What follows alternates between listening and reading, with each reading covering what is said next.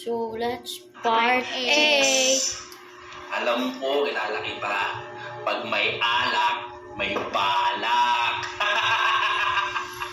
Manyaki ka talaga. Hindi na ako nag-imbita. Alam ko darating ka. Alam ko na yung mga ganyang klase ng kindat mo. Masahol ka pa sa malibog na patong pilay. So, ano na natin. Fast forward. Fast forward. Uy, wag dyan. Dito na. Uy. So, na-fast forward ko na nga. Hawakan mo siya! Hawakan siya! Huwag ka na maingay. Saglit lang to. Ano maingay? Yeah. Pakyain nyo na yan. Oh.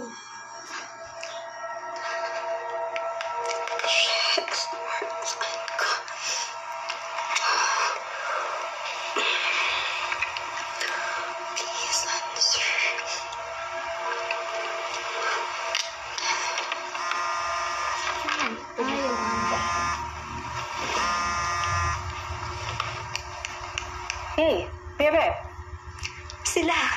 Silang pumunta kay Almira.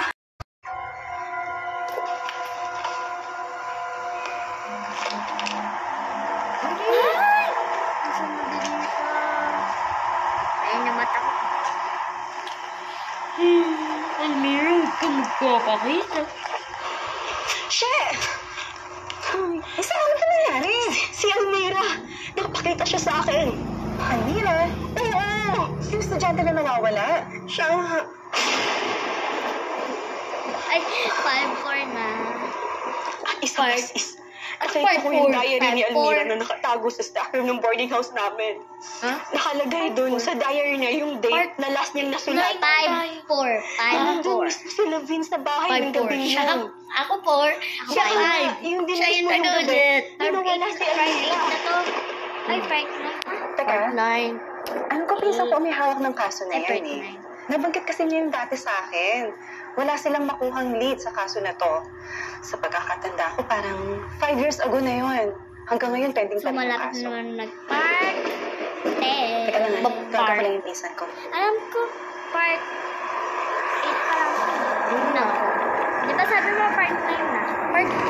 Next nito, part 9. Magpa-part 9 na. Ay. So guys, magpa-part 9 na. Bye. Wait. Ay, nasa bar. Ito lang. Ito.